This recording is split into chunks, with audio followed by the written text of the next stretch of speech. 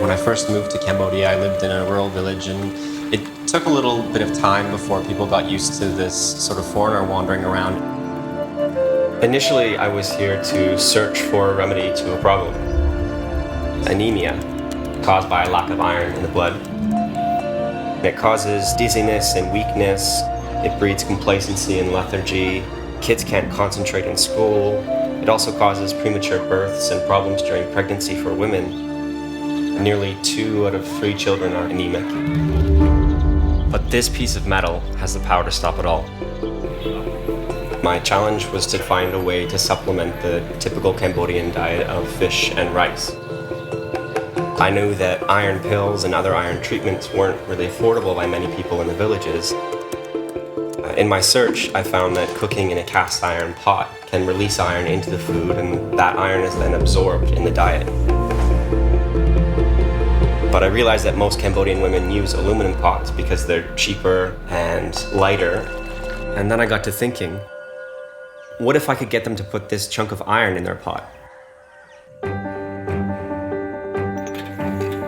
It would be a simple, cheap, and accessible treatment that even the remote villagers could use.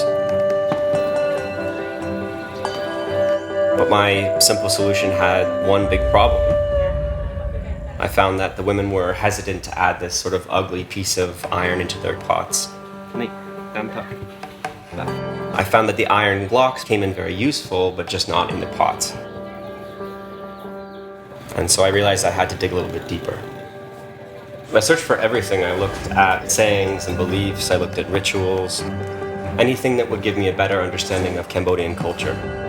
And then I landed this, a symbol of good luck.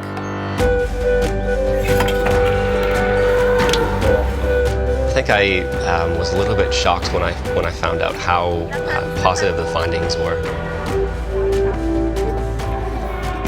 In the test areas, anemia has pretty much disappeared altogether, which is absolutely astounding. It was far exceeded what we had expected. We're hoping that this little fish holds the key to treating anemia across the region and beyond. It's definitely one lucky fish.